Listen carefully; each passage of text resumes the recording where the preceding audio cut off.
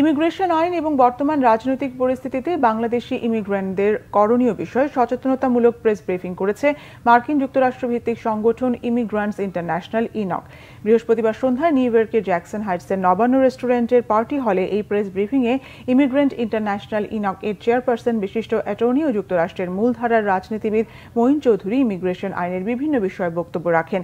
এই সময় তিনি বর্তমান পরিস্থিতিতে কাউকেই অহেতুক ভীতু না হবার পরামর্শ দেন। তিনি বলেন, যাদের বিভিন্ন ইমিগ্রেশন মামলা আদালতে পেন্ডিং আছে তারা যদি কোনো অপরাধের সাথে জড়িত না হন তাহলে তাদের আতঙ্কিত হবার কারণ নেই। প্রেস ব্রিফিংয়ে উপস্থিত বাংলা ভিশন উত্তর আমেরিকার chief business development officer Ahmed সোহেলের এক প্রশ্নের জবাবে মঈন চৌধুরী বলেন, আগামীতে বাংলাদেশ থেকে স্টুডেন্ট ভিসা বা পর্যটক ভিসায় কেউ আসতে চাইলে তারা প্রচলিত নিয়মেই আসতে পারবেন, তাদের আতঙ্কিত হওয়ার কোনো কারণ নেই। প্রেস ব্রিফিং ও অন্যান্যের মধ্যে উপস্থিত ছিলেন তরিকুল ইসলাম মিঠু, আমিন মেহেদি, অ্যাডভোকেট নাসির উদ্দিন সহ বিভিন্ন টিভি ও পত্রিকার সাংবাদিক।